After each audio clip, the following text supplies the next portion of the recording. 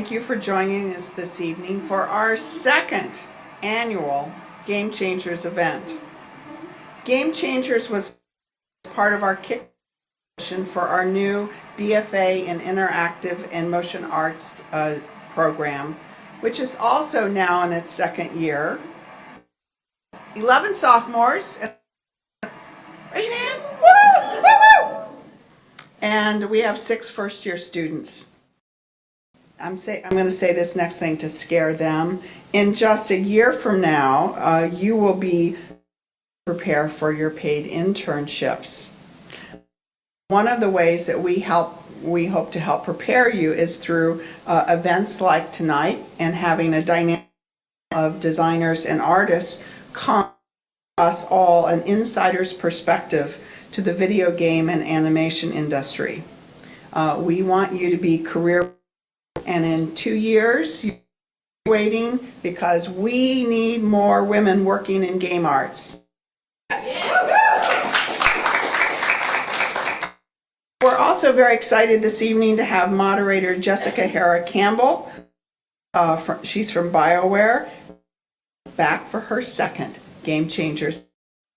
And before I introduce Moore's events at Moore, the Graduate Studies at Moore program is also presenting an art education symposium. And if fashion is your thing, there are still some tickets left for the 2000 fashion show, An Evening at the Barns, which is sponsored by Century 21 store.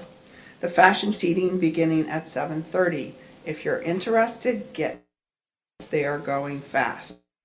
You can find out more information about these events and other upcoming events at Moore on our website. Now it is my pleasure to introduce Stephen Wood, who will introduce our exciting panelist and moderator for tonight's Game Changers. Stephen joined the faculty last August. He received his MFA in illustration from Savannah College of Art and Design and previously taught at Sanford Brown College. He has professionally worked at Fifth Planet Games, past 6 years as a freelance artist in the hobby and casual games industry. His work has been in board games and Boss Rush at the Light Gray Art Lab Gallery in Minneapolis, which opens on March 20th. You happen to be in Minneapolis. In March, yes. Which worse weather than what will. This exhibition features new artwork by 115 plus artists, illustrators, and concept artists from around the world. Welcoming Moore's guy, Stephen Wood.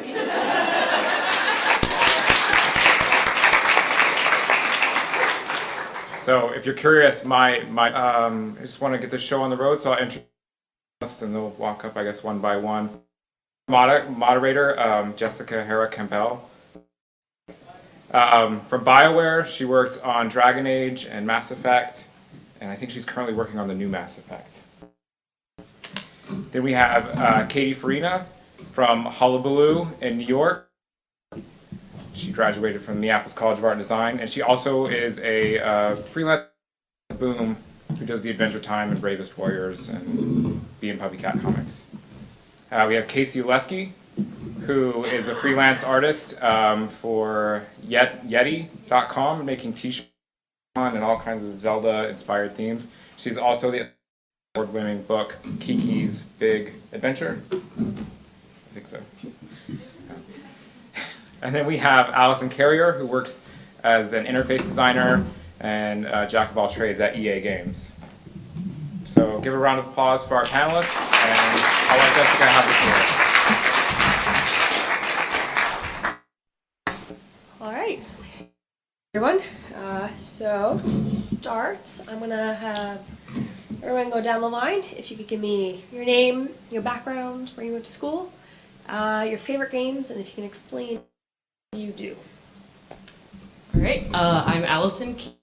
My background, well, no, you said school first. Belmont University in Nashville, Tennessee. I got a BFA in graphic development. Originally, I started out in advertising, and then about 3 years ago, I made the switch to the video game industry. Since then, let's see, I've been doing mostly user interface design, now kind of doing the bigger, broader picture of user experience design. So that's mostly the menu system you see and interact with when you play a game, you know, any modal dialogues. I've done everything from creating the wireframes for that to creating the artwork and the animations. Sometimes I've done a little bit of sound design because it depends on your like team size, what you have to do. Now I work primarily with the game designers, figuring out the user's whole journey and the action within a game, and then UI artists that happen. As for favorite games, there's a laundry list. I'm going to say that series is one of my favorites. The God of War series, I like some of the leads. Very particular about them. I'm also a really huge Neverwinter fan and will forever be in my golden age of gaming.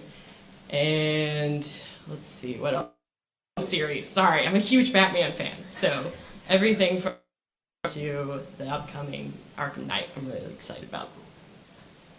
Hi guys, I'm Katie Farina. I graduated from the Minneapolis College of Art and Design, all fellow MCADs, in 2009 with illustration. Currently I'm working at a startup company called Hullabaloo, interactive games for kids on the iPad. A super small team, like Allison said, like when you're just team small, you do a little bit of everything, and that's kind of what I'm doing right now. I do background design, layout design, composing so where the characters are going to be, where the interactions are going to be, a little bit of sound design, which includes also like taking the recording for the voices for the characters that we get and, you know, cutting those up, editing them, parallaxing in our scenes, so it's making sure all the parallax is working, other members of our team who also do a little bit of everything.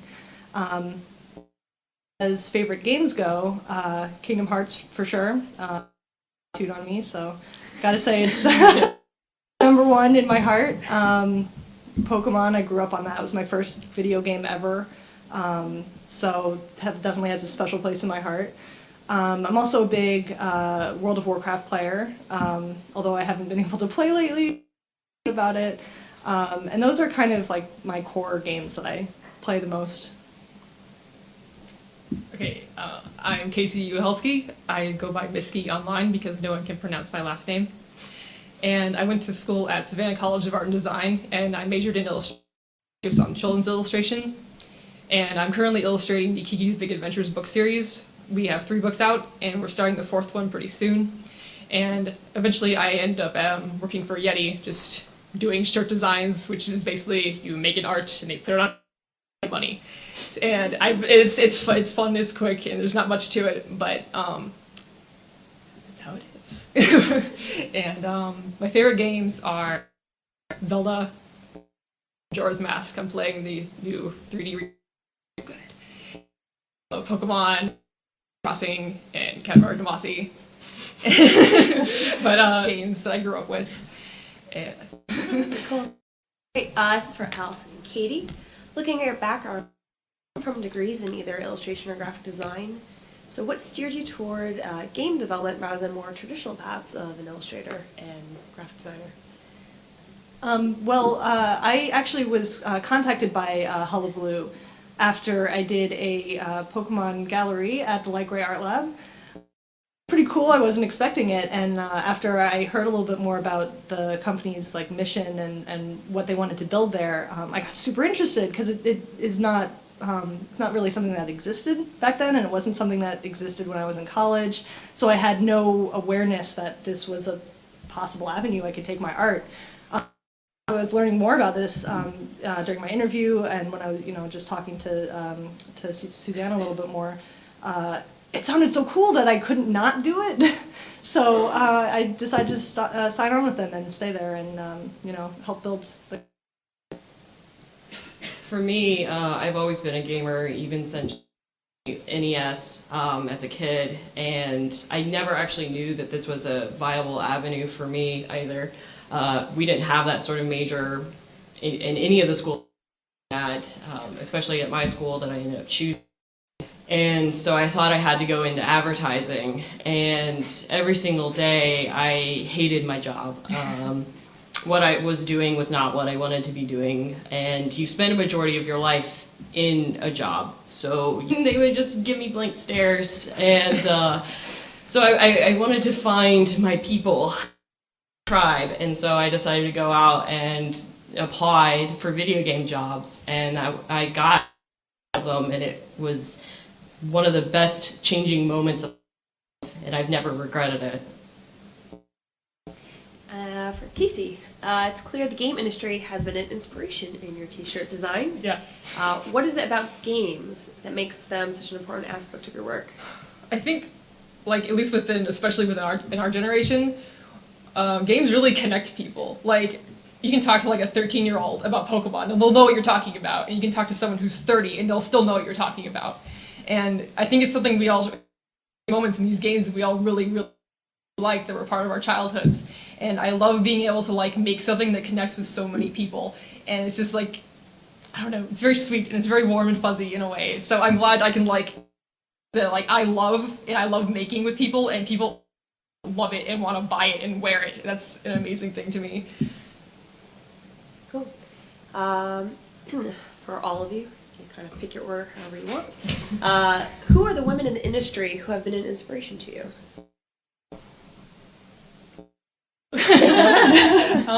At least in like my own industry, which is like shirts basically, but everyone in that, like within the shirt making community, is so nice and so well care about you, and they want you to succeed. Like my friends Amanda Flagg and Carrie Fry, and there's other amazing artists like Nina Matsumoto and Tanya Kozak and Megan Laura. She does the Mucha with Zelda and Peach and stuff like that, just like the Nintendo girl stuff. And they're all so talented, and it's like, how can I do that, and how can I like just like succeed in that way? And like everyone is so willing to help you. There's no secrets, like they want to help you out. So just I don't know.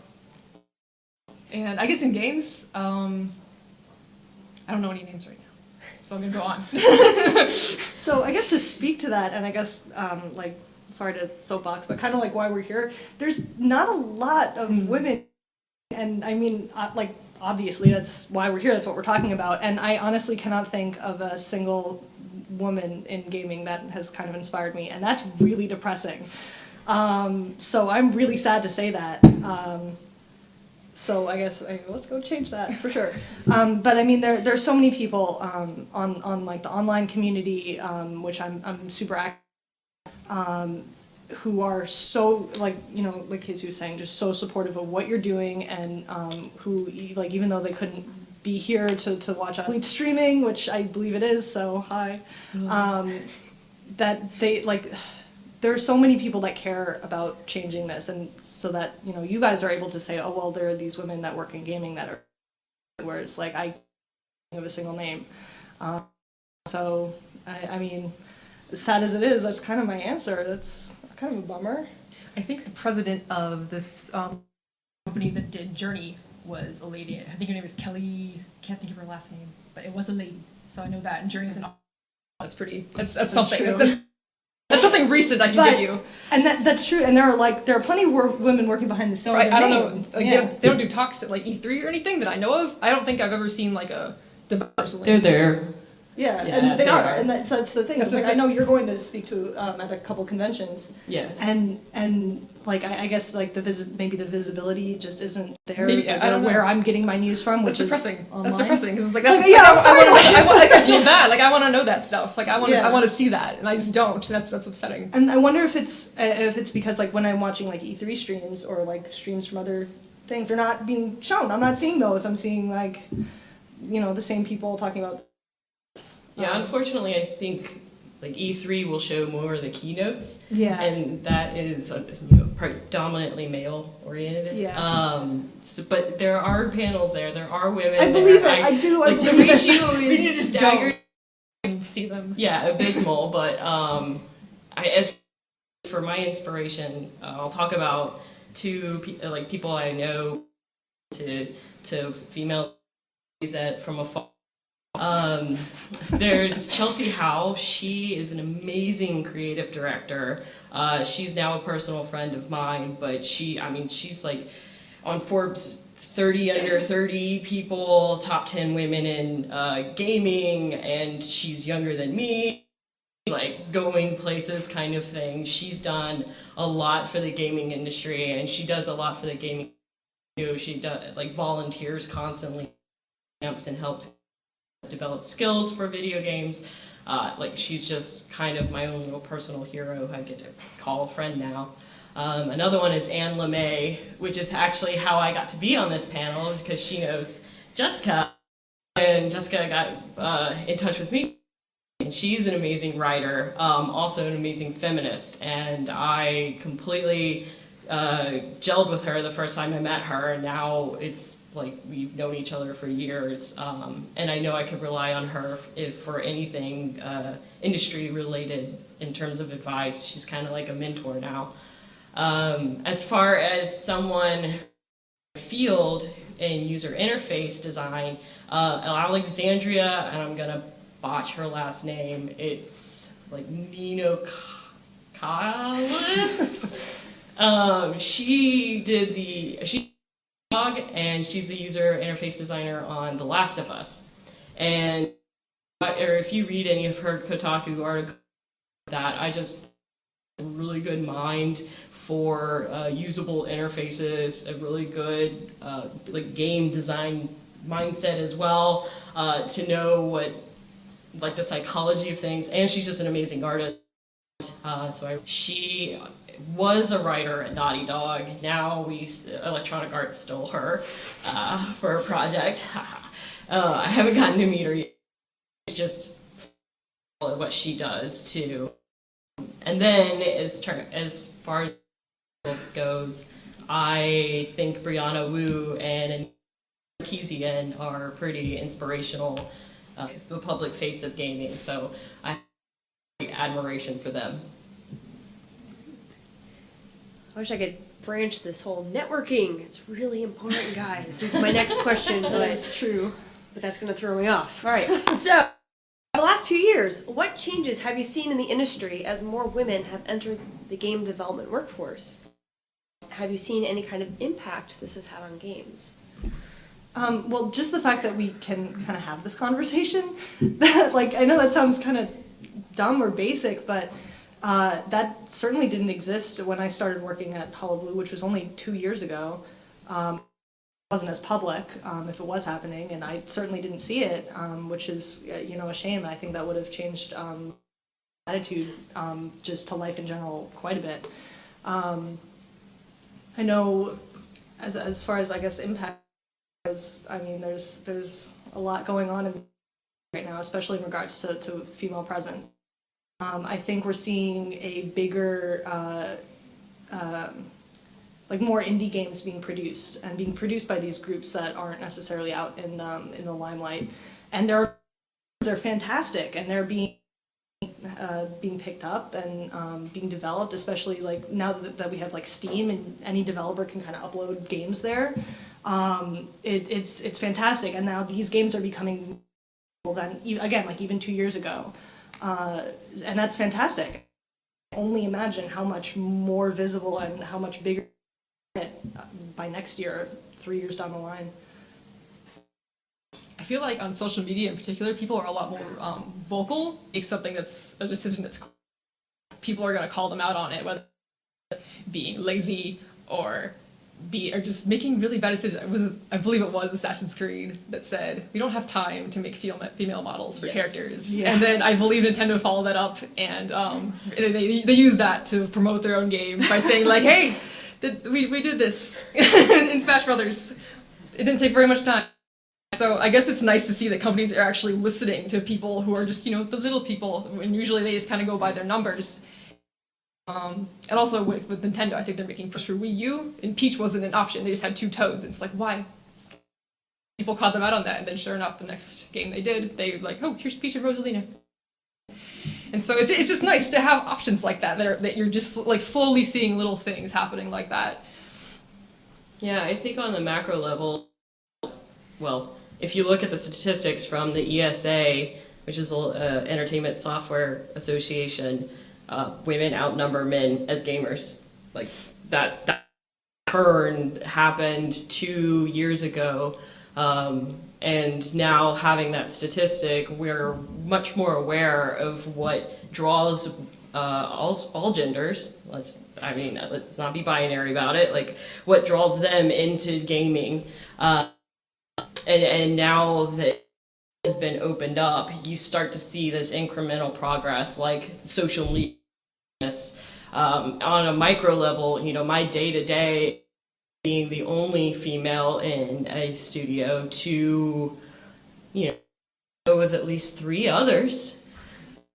That's progress. That's a line in the bathroom. I mean, yeah, no, seriously, I do have to wait in the bathroom now, and that's kind of annoying, but it's also great knowing that. And I've gotten more females in the industry, but also what happens having a female presence in a studio does, it changes the mindsets. I've talked with artists who first inclination would be like, oh, we need something girly, let's throw up flowers and pink and give her big boobs. And so I would be there to kind of steer them from that and be like, well, let's look into more ideas of what feminine could mean. Let's look into other different color palettes, symbols or such. Eventually it got to the point where they started, so if they saw that in another game, they'd be like, Allison, man, you should have seen this crap I saw the other day. I saw that progress happen in my studio mates. So it's like the more female presence that we can have, the more that gradual change will actually become an exponential change. so you guys more the AAA, more the social gaming. Do you see a divide in the way they're going in relation to women in the workforce or what they're doing? Let's answer this. Okay, one more time. All right, so we got Mm-hmm. the 2 to 3 year game before it comes out. We got the social gaming, which is much more quick turnaround time. Do you guys see is there a split? Same thing? Like, are there any differences you're seeing between these 2 different venues of game developing? Okay, let's talk about the new Final Fantasy game. If you guys haven't, and right now I think there are only trailers out, maybe a little bit of gameplay. It is 4 dudes and a magical car, and but I don't care about any of that at all. And the thing is that this game has been in development for like 10 years or something like that. So it's 10 years backlogged as far as characters that they're putting in and designs and all of that stuff. And I don't know what goes on behind the scenes there. Obviously it takes a long time for anything to happen. So I'm assuming even if they wanted to throw in like a token lady, it sure wouldn't happen quickly. So when you have a difference between that and then like developers who are like, hey, let's make a game about, what was it, like collecting tampons or something? Did you see that? Those two girls. We should have mentioned them. Yeah. Sorry. Yeah, you know what we're talking about that. Yeah. It's this game where you like, you like collect tampons or something like. That's what Like your tampons. Yeah. You throw tampons at your enemies. Yeah. And like it's 2 girls who like they're high schoolers, right? Like they're really Yeah. young, and they made this game where like that's the game. That's what it is. It's just like a like Yeah. I think it's just And, like, I mean, that was my... Yeah, of course. Right? As you do in high school. But when you have a different, like that Final Fantasy game versus this weird tampon game, which is awesome, one of those can come out a lot quicker. And again, it is because of things like Steam, where you can just like you have a game, you have to develop it and put it out really quickly. Mobile gaming too, like apps are becoming much more like a quicker turnaround. People can put them out much more quickly as well. So that's another venue. And then when you see things like this Final Fantasy game, I did not roll my eyes hard enough when I was watching the trailer, because it just like against everything that, as far as like including women or including diverse characters, not having female Sid in a little crop top with her boobs hanging out, like that is so far removed from the current conversation Like that, I mean, that's something that I notice at pretty extreme examples, but you know. I think the two worlds, while they might be separate right now, are going to converge. The mobile technology is getting to be pretty amazing to work with, and like the same tools that developers use for AAA games are starting to be used for mobile games, especially now that like Unreal has been made free. If you didn't hear that announcement, Unreal is free and it's awesome, so you should download it and play with it. It is creating avenues for people to be able to put serious core games on mobile devices. And so I think that like a Venn diagram in the future, especially in terms of the like diverse audience, because I think core games now, or AAA games, are kind of opening up that conversation. More diverse and more inclusive characters, because the public is so outspoken about it. Dragon Age Inquisition is a pretty good indicator of where the AAA industry is heading. So because like social games are already like kind of there, they're a little bit more accessible to a larger audience. I mean, they're just going to start coinciding. I wish AAA game companies could be brave and be like, we want to license you our stuff and we want you to use it and make a thing. Like, there's probably restrictions with it, but like just let them do their thing with permission. Where that goes with those characters and like, or just with those ideas within mobile games and stuff anyway. Oh, you're talking about like taking a character from... Not like characters, but like, it's like ideas that they have. It's like, okay, we haven't done anything with this. We can throw it in something mobile maybe. I don't know, it would just be neat to see something that is like official and not like Angry Birds or whatever, I don't know. Well, there are some really good mobile games out there. Like Lily, I think, is a really good example of like 3D environments, and you know, a very small development team. Oh, high school tampon games, feminine mystique right there. So developers, especially, often consider video games a form of art. As an artist, how do you see the industry living up to the responsibility of what it creates? That's a heavy question. You have 30 minutes for your essay. All right.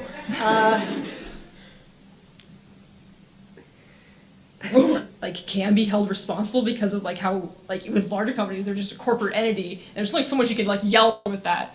So I guess like when they like if they're going to try to be responsible or at least kind of try to address things, I don't know like I don't even know how they would like, start doing that more effectively in terms of like PR and stuff. This is a hard question.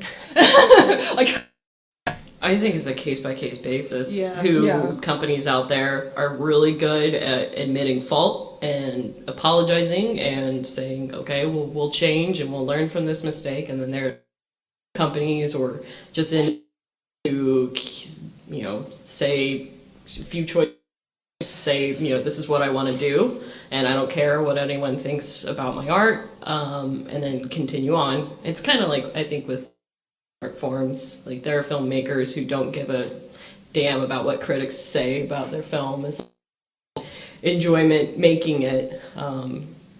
So Yeah, I mean, I totally agree. It's absolutely case by case, and I think whether like I don't even think we can you know divide it up as like AAA gaming companies versus like small indie companies, because you know companies like Nintendo that are you know they're not as quick to change, but they are paying attention. yeah, for they sure. listen. They definitely listen. And then you know it's the same on the small side too. Like you have companies coming that make a mistake and absolutely backtrack and fix, you know, come up with something better and are apology rather than one of those "I'm sorry you were offended" apologies, which help no one. They don't ever do that. Yeah. I mean, I think ultimately, you know, I absolutely think you're right. I think it is case by case. It can also work in the reverse. I can't think of the game. The UI changed. Before it, like, you had like a health and like a magic meter, and it was two like ladies. It was some fantasy game. I can't remember the name of it. And they changed it to be like a more generic UI, and everyone complained. Like, being like, whatever, they changed them back. And so it's just kind of like, okay, so it doesn't always work in a positive favor, depending on how much pressure they have to, like, to how they feel, how they have to listen to their base. So it's like, hopefully stuff like that will change if their base is like, oh, our base actually has women in it, and maybe we shouldn't upset them from just, like, over a UI or whatever, so.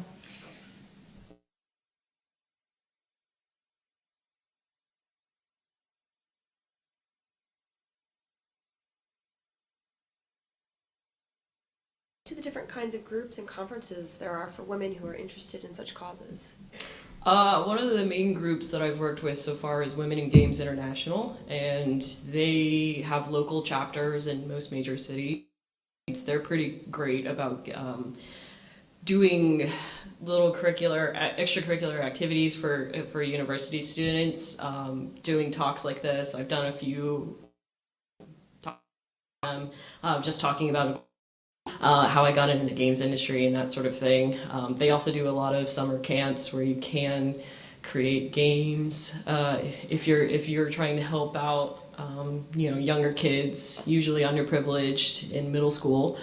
Also, there's Dames Make Games.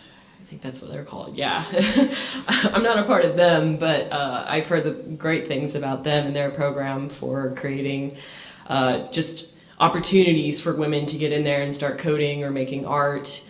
Let's see, IGDA also has chapters in different cities, and a lot of times they throw particularly or like special sessions and seminars on minorities and on women. And let's see, as far as conferences go, there's not really much. There's Geek Girl Con in Seattle, which is go to, unfortunately, yet. I've heard it's pretty awesome for a lot of cool women in lots of different cool geeky industries. Conferences just for women in games, I don't think one exists. Not yet. Not yet. If you guys have anything to add to that. No, that sounds fantastic. We'll all go next year. All right, time to make that convention then. Yeah, Geek Girl Con. Yeah. Started here. All right, the media in the last year has been quite active in regards to the impact of women involved with the game industry. We're not going to get into that. What positive change do you see for the future of gaming out of this? What are the good things you're going to be launching into in the future? Well, I mean, I think we've touched on a lot of those subjects, like things like seeing more women in the workplace and seeing companies that are making more to actually have a diverse workplace, including mostly dudes, but like branching out minorities and bringing a lot of different people in. And I think some of these bigger companies and again, like even smaller companies are realizing that everyone's voice matters, and we should probably be listening to everyone instead of just a select group of people. We kind of touched on that a little bit before. And I think things like being able to have this conversation and us just being able to be here and talk to you guys and is something that more only started having these talks last year, 2 years, last year. Okay, so like that's fantastic, and I can only see this conversation growing. And it's especially like online, like there's so much activism to try and make that happen. That there are a lot of positives coming out of it, and I think being able to have this conversation and recognize that there are a lot of issues within the gaming industry as far as like what the content is as well as behind the scenes, and starting to actually address that and start to make those changes. I guess I'm pretty excited to see just options start happening in terms of just representation of everybody, and that's what I want to believe very badly. But like at A3, whenever they premiered the Wii U Zelda, there's a lot of like speculation that Link was female, and I was like, that would be really, really cool. And I don't ever think that would really happen. Actually, like a legitimately good Princess Peach game. That would be pretty cool. I'm tired. I don't want to fight with my emotions, please. I think what you touched on is what's happening right now that's a positive impact, is the sense of community that's being built. And we're becoming more aware on Twitter that much, but now I know a whole bunch of female developers just through Twitter times that inevitably crop up when you're in a dominated field. So that's the positive impact that it's having right now. I think that sort of thing is just going to continue to grow and grow and grow, so that you have this baseline of morals and ethics and how you treat one another. And so I think that's going to seep into the game studios and start encouraging change within the mindsets. Just like I had personal changes with my studio mates. We hope. Absolutely, it's absolutely gonna happen. Yeah. I mean, it's small, right? Yeah. Like, I have to take the wins where I get them. Yeah. And I might be out of the industry by the time it's all equal across the board, but I hope on the horizon. It's there. Yeah, for sure. Your flowers are blooming. You're getting there. Yeah, I'm just going uphill with a rock tied to me, and it's and I'm parched, and there are crows pecking at my eyes. So. That's one thing I feel bad about, because like in my field, there's so many women. Like there's like not. I've never felt like like it's so much more even in art, and I don't know why that is. And I wonder if there's like someone needs to do some kind of like statistics why that's happening. So I don't know if it's just like women are welcomed inherently in art, and I guess maybe that's why. If women are just welcomed into like gaming development, maybe that will happen too. It'll just be a natural thing. Like, oh yeah, like half of my work, like half female or whatever. Like maybe they'll. Well, it's crazy to me because a majority of the people in my design major were female. All the artists that I've met were female. Yeah. Like people I knew from SCAD were female that I was connecting with. And a lot of them just felt as though that they weren't qualified to apply for a job in the video games industry. And that's total BS. Okay, there are amazing. I know this amazing environmental artist right now at BioWare Austin, and she is kicking ass, like way better than any of the guys. And like the more people apply, like that they know that their skills can transfer to video games, I think it'll happen. Because yeah, you're right. Like in art majors, if you look, it's usually predominantly female. Yeah, that was my experience as well. Yeah. Yeah. So. I don't know. I think it's not even a question of like when is this gonna all these changes gonna happen. That women are applying to these companies, the more vocal we are about talking about all these issues that are still happening, even though they're slow. It is happening, and whether or not I'm even alive when it's actually that I think it should be. It's up in the air, but it's happening now, and being alive and being able to be a part of that as it's happening it's pretty cool. So like video game industry, or how to become part of it that you know now? Well, when I was in college, there was absolutely no information about the game industry at all. Like there wasn't an option. It didn't exist. There was no it in any of my. No one mentioned it on my art communities I was in outside of college. It wasn't even a reality to me. Like I mean, like of course. To do it, but I thought those were like a totally different, like elite people that I had no way of touching, and that is such bullshit. It honestly is. When I was approached by, we love your work, we would really like to work with you. I was like I draw Pokemon for fun, like really. You aside from like your own ideas of what it should be versus what it actually is, I guess. I think that kind of stopped me from making a lot of or taking a lot of chances that I should have in college. That like looking back on it, like it's kind of like why did I that way? That's not the reality of all. Especially working is super huge. Really, really important, and I know I wish I knew before I kind of got into it important it is to just talk to other people in your industry and talk to other artists and talk to other devs. Because like when you're working all the time, you don't get a chance to talk. So when these people, you should talk. Absolutely, you should absolutely talk with them.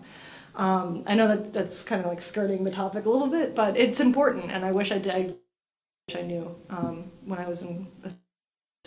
Absolutely. My experience was pretty much the same in college. Like game design, I knew was a major, but I don't know what they did in it. I think it's like even at least like at SCAD, at the time their game design major was very, very lacking. I don't know if it's improved in like the last 4 years. I hope it has. But like I had no idea you could apply like things that I was able to do to anything like that. Like to do like visual stuff like that. I think that was I had no idea. So like I knew visual development within animation, but I had no animation background. So, but that's also possible I think with illustration degree. But it's just I don't know. It just feels like we weren't told these things. It's never too late, by the way. Yeah, it's really important. Because like I'm like the shirts I'm doing, I never ever saw myself doing this whenever I was in college. In college, I never drew a single fan art ever. That was just forbidden, and I just never did it. Yeah. And then randomly, I drew a fan art, and someone in the chat, who's Carrie Fry, she saw my art that was linked in the chat, and she was like, "Hey, want to make that a shirt?" Okay, and I drew a fan art and now I have a job. So Hey, it's true. That was my experience too. That's how I got noticed by Hullabaloo, was drawing fan art. It's draw what you want to do. Draw the stuff that you're passionate about. It's true. Like, and I'm told in comics that time because people who can draw on model, it's like, hey, draw this thing for us now, because like a lot of comic covers are super popular, especially Cartoon Network. They love people who can draw on model and do covers and pages for them. That's noted. Networking, But yeah, it's just like you just never know. Like if you do stuff you're good at and stuff you care about, people will notice. Like they really, really will. And the people I met from doing that, like did phenomenally, and everyone who's like taking me under their wings and helped me grow as an artist. Just a person. I love all of them, and I'm actually doing like one of the main people stuff for YouTube channels occasionally, not a lot, but they're so nice and they're helpful and they think it's like your stuff is really cool. We want to put it on our stuff and we want you to do shirts for us so we can wear them on our channel. That sounds awesome. So just keep doing your thing. Yeah, I mean, I had similar experiences. I had no idea I could do this when I was in college. Information on it whatsoever. It was, games were a hobby of mine, and so I wish I knew back in college. Like, that's one of the things I wish I knew when I graduated. I could have gone into this industry that I love. Especially because there's so many different types of art that you can do for a video game, anything from character artists to environments. I work on The Simpsons Tapped Out, and we hire like 2D animators who worked on shows like Archer and like all sorts of things. I had a friend who worked on Archer. Nice. See, small world. I think it was David Kettle. He was a character designer. That is not who we hire. The world, probably not. The world is very like skills that you are learning right now that can apply to whatever aspect of the art world that you want to do in video games, if that's what you want to do. I would recommend it. It's fun. It's pretty fun.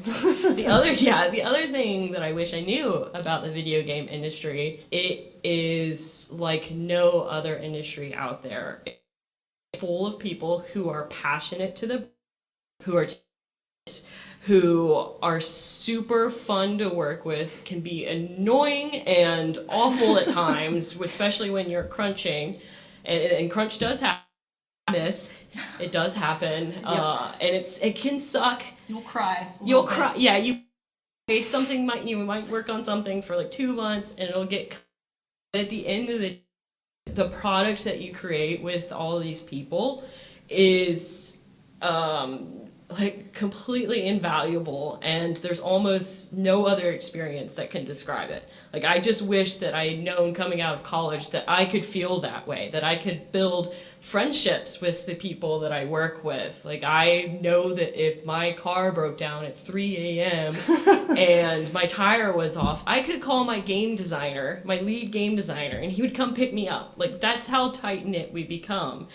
And those people are the ones that help you grow in your profession and that you can rely upon, because inevitably studios will shut down, which I've studio shutdowns already, three locations for electronic arts. Each time I've known someone who says, what, I just heard that she's available, I really like her work, I want her to come here. And it's because we've forged those relationships before, and like I've never had to go too long without a job at all in this industry, because I'm always finding people and relationships. And like I wish I had known that in college, because those people make a difference. Like having a team and working on a team, it honestly is such a good experience. I was in college, they stressed a lot about like, so I got an illustration degree. They're like, okay, well, you are your own company, you're your own brand, you need to develop this. And it was all about you as an individual. And I wish that there was more stress put on working on a team, because I like that experience more than working as an individual. And that's not to say I don't still have my own brand, my Katie Farina brand, that. But working on a team, it is. I'm sorry, it is like magical. It really is, because you do develop this network and these friends on your team side, you can be absolute nerds with, and having that team with you who's going through the same thing that you are, that you can turn around and just like be a nerd with for like 10 minutes and get it out of your system and then go back to work. It's to me, it's a better experience, creating art that way. And I mean, that's me as an individual, but I do wish that we had learned a little bit more about that in college. There was absolutely nothing about that. No teamwork idea, that just didn't exist. I had a single class in college where we were immediately put into groups, and that was our group for the whole class. Whenever you're working with groups of people where you all are giant nerds and you all care about what you're doing, absolutely nothing like working in groups in high school, where it's the complete opposite. And I know it's hard to like think about it that way, because everyone's experience is like someone either does nothing and you're gonna make up for that, or you don't know how to contribute or whatever. But it's so much different when everyone actually really cares. Like caring makes the whole world go round. So. Yeah. Well, it's also different when they can get fired. Yeah, that too. Yeah. But that actually, no, it doesn't. At least in corporate, it can just, because someone has to pick up the slack. Because if that's the thing. So if someone doesn't care, someone has to pick up the slack somewhere. Yeah. So forever in certain offices if you want to do nothing for them. With like 10 minutes left, we're going to take a few questions and answers from the audience and have the panelists, and you can even ask the moderator questions if you want. So does anybody have a question?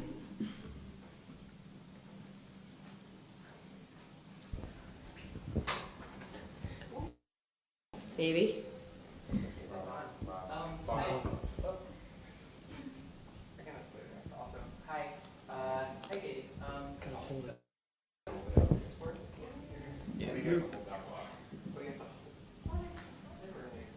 Anyway,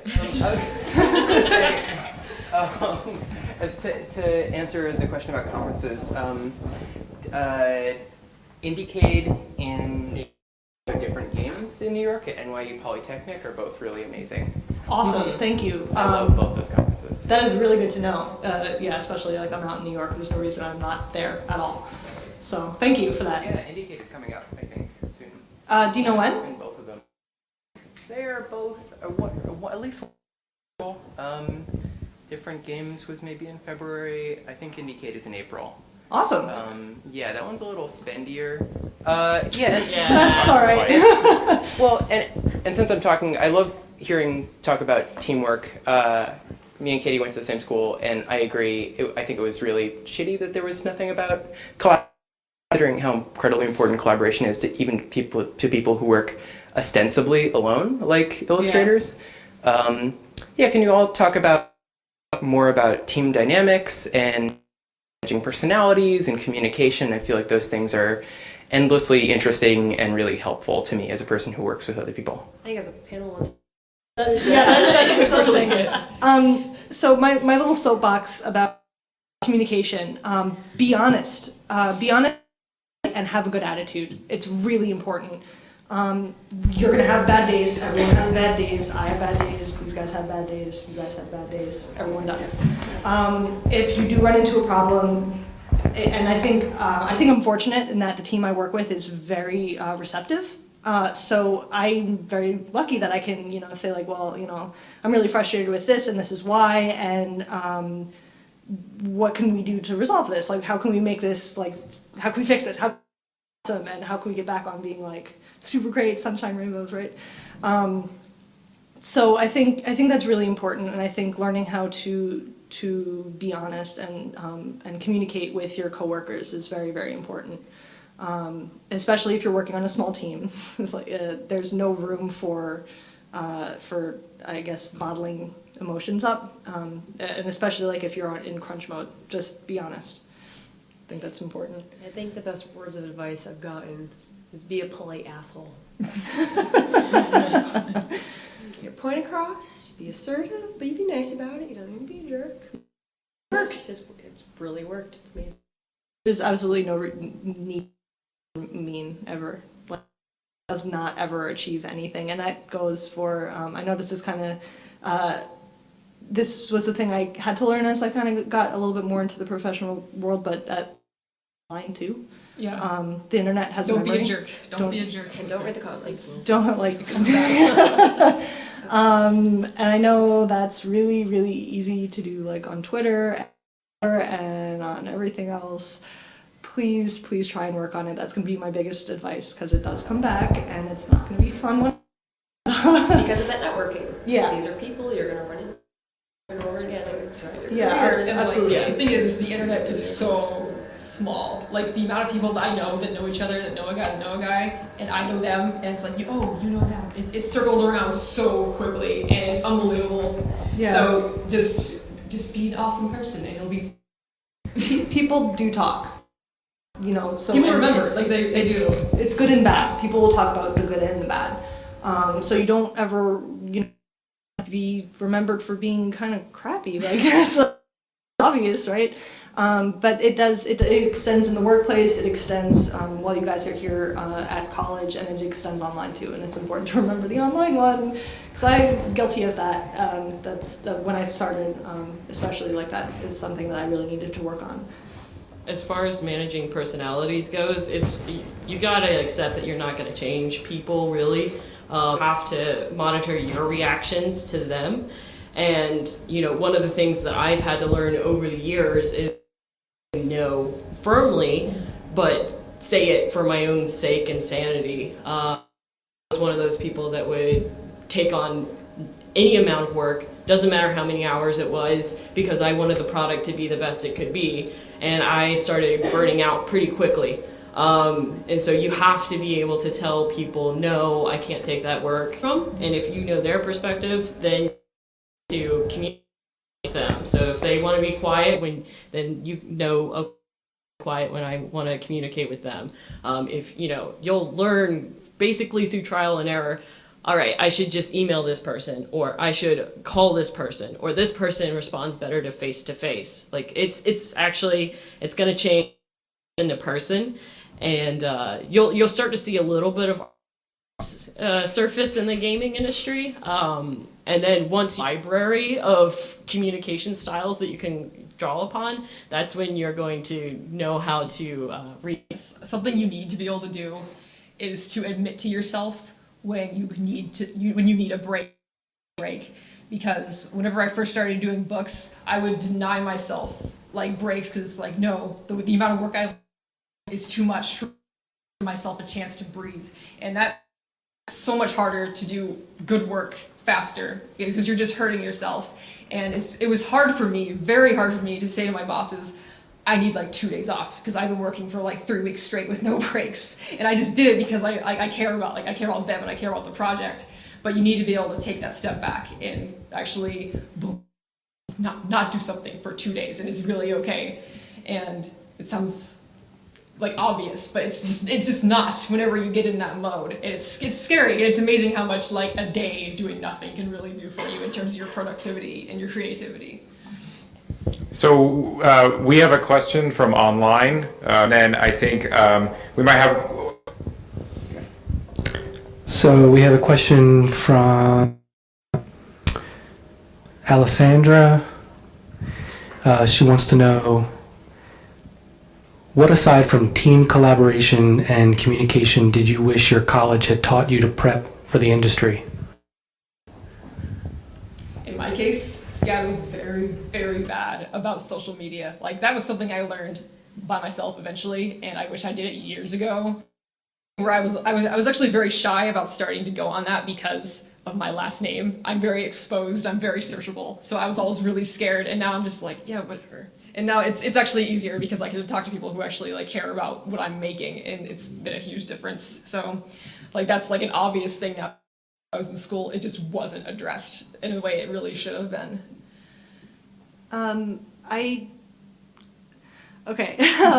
Sorry, trying to this. When I was in college, I was really discouraged from drawing the stuff that I wanted to draw, which a lot of times was fan art. Which I understand why I was discouraged from this stuff, but I kind of come from like an anime manga background, and they wanted us to stop drawing that way. And I totally understand why, but it was so hammered into us without the reason why, which is you need your foundation before you can take on a style, and it's really important that you, right? That was never said to us. It was anime, don't draw anime. And it got to the point of like, I totally withdrew all the things I cared about and that I was passionate about. And it wasn't until I got into the real world and realized that, well, it can actually help me have a career because of that. I have a career because of being a huge nerd who likes manga and anime and cartoons and comic books. And I don't have to hide that at all. The people around me are super supportive of that, and the people I work with are super supportive. Family and my friends and everyone. I'm very fortunate for that. But I really wish that college, we got the reasons why editing us from drawing in a cartoony style. And I wish that was because I feel like I would have come out of college with much more passion and much more drive. And I had to find that for myself. Really hard, and I think it totally again stopped me from starting my career off the way that I probably should have. I wish my college had taught me about what real networking is. It gave me the impression that networking is walking up to someone who's, famous and probably can get you a job, hand them your business card, say, I do this, walk away. And people can tell when you want something from them, when you want a favor. So I wish I had been told how to authentically network, and it happens naturally. Like I meet people, I find out more about them, I'm interested in becoming friends with them because we share interests. If you're going into video games, you're probably a nerd, so you should find that common ground. And it's only through making these friends with that I've started to network. Like that has become my network, not because I went out seeking one. It's because I made friendships. Yeah, that's what really networking is. It is absolutely friendships, because like people who like you worked with once, and it wasn't a project you cared about, you're probably not gonna ever really talk to them again. And usually a lot of especially freelance stuff is really one-off, and then you don't hear back. It's just like, oh, okay. So like with friendships, you'll get stuff and hear back from them over and over again. Like within my group of friends, if on a project, they'll pass it along to someone else who they think does a good job of it. It happens. It makes things a lot easier just to get consistent work, just because you might get something bounced to you that you weren't expecting. Yeah, make friends, not connections. Yeah, people can tell when you're being authentic or not. Like everyone has a better BS meter than you probably think that they.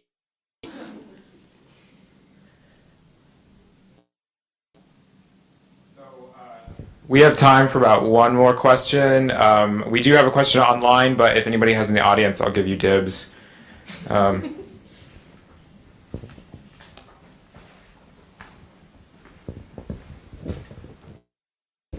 you. I think it was Katie who had said something about, it's not a question of when these happen, that they are happening now. And I definitely believe that, but I also can get caught up in moments of frustration, not moving fast enough.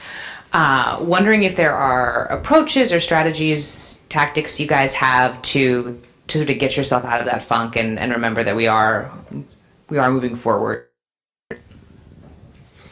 For me, I'm super active on Twitter, and I think because I pay attention to the conversation there a lot, being able to like see that actively every 30 seconds, there's like 10 more tweets on my feed of like, and usually thing that's going on that has, is either usually something terrible had happened, but it's the kind of outcome of that. And that's like, and I usually remind myself, well, that's like way different than a year ago where these things, we would see these terrible things happening and nothing would happen. No one would say anything, just silence, complete it was, silence. Someone saying, oh, there's this bullshit going on in the animation industry and nothing would come of it. Versus now, it's like I'm constantly actively seeing these changes happening. It does get frustrating sometimes in a lot of different ways. But I think too, I'm really fortunate. Again, I'm so fortunate for the people I work with, where we are really actively trying to diverse workforce in every aspect. So being in that environment helps a lot. We're a small team right now, and that's, as we grow, that's something that is valuable to us. So because I'm in with a lot apparently, but I kind of view the current situation as like a social dance step. Okay, so like women typically end up stepping back first when you're dancing with them. They take a step back, sometimes you take a step to the side, and still going across the floor. We're still moving in either a circle or something like that. So I like when I see that happen, when I see the step back, I like to go to my journal and say, okay, well, look at this thing. This wouldn't have happened 2 years ago. I'm going to keep this like the way I felt when that happened, and remind myself that this step, that this dance is continuing on. Like, we're going to keep forward. It's a good idea.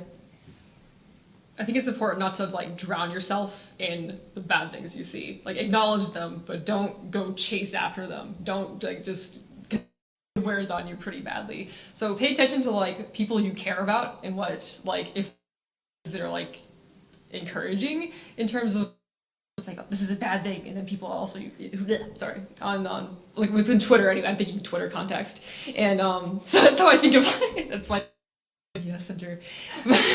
But it's nice to see people who are also like bothered by the same things that you're bothered by, and so it's just nice to know you're not alone in that.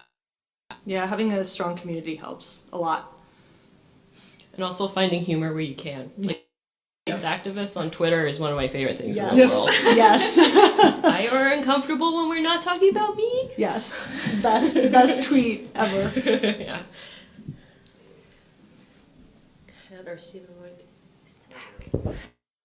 So with that, I'd like everyone to give a round of applause for the panelists.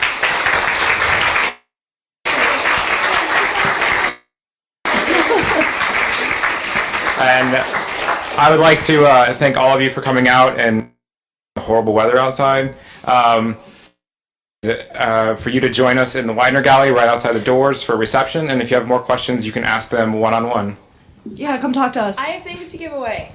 I'm gonna ask questions about my company and my games, which is totally irrelevant to this whole conference. But I have some things I want to give away. Can I do that now? Okay. Hold on. Okay, and also the other thing is, as in myself and with our schooling, very traditional art background, we didn't have what you guys are doing right now. So take this opportunity and take those giant leaps forward, because you're already that much further ahead. So there's no excuse that in freshmen, 5 years down the line, I want to see big changes in the game industry, because this is going to be your generation. You're the ones who are going to go. And we'll be here. Very beautiful. We're here networking. We will support you. Okay, I got it. got a couple things. I can only bring so much in a backpack. I don't know what's in the boxes. So Yeah, I got, what is it? we got stuff. I got two N7 mugs. Uh-oh. And I got, whoops. I have a couple of things too, actually. So I got two Dragon Age posters. Alright, so I got. This is Present, I have a shirt up Alright. today on T-Fury.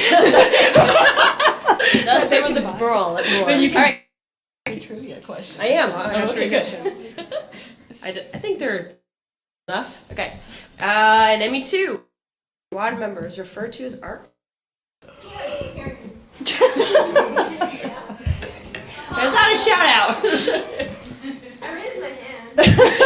Alright. You Like can a come take one of the ones you kindergarten want. Shouting out. I'm gonna call on you. Alright. Dragon Age. Who's Morgan's mother?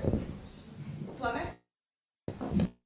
I have another mug and a poster. Am I allowed to answer again? No, you get one. You get one. Do you also want the box for it so it doesn't get crushed? Alright, this one's a little bit old school. In Baldur's Gate, there's a companion with a hamster. What are both their names? Alright, I'm dating myself with this one apparently. Question. I know the hamster's name. You got the answer? I only know the hamster's name. Oh. Oh. Okay, well maybe it's enough to like jog. Okay, all of you. Awesome. Head on the iPad now. Okay, 1, 2. Oh, that's right. Yeah. Okay, what's the hamster's name? It's Boo. Yeah. Boo to Minsk battle. Boo, who is also Minsk. Fun trivia fact is voiced by the guy who does. Ooh, it's awesome. And they're putting him in Neverwinter Nights. All right. Can someone name 3 different Bioware franchises / games? Down in the back. Mass Effect 1, 2, 3. Well, I got Mass Effect. What else? And there you go. All right, woo! Probably should have started with that one. Yep, there you go. Can you get the rest? Does that count? All right. I'll open more mugs next time. I only had a backpack. Crap. I need a question. I want to just ask a question. It's something. Sorry, I did not have questions prepared for this. It's looking. All right, why don't you ask a question? What? Come on, you do it. What are Samara's daughters' names? Ooh. Okay, go ahead. Rachel, Blair, and Lauren. Yeah. All right, you get a poster.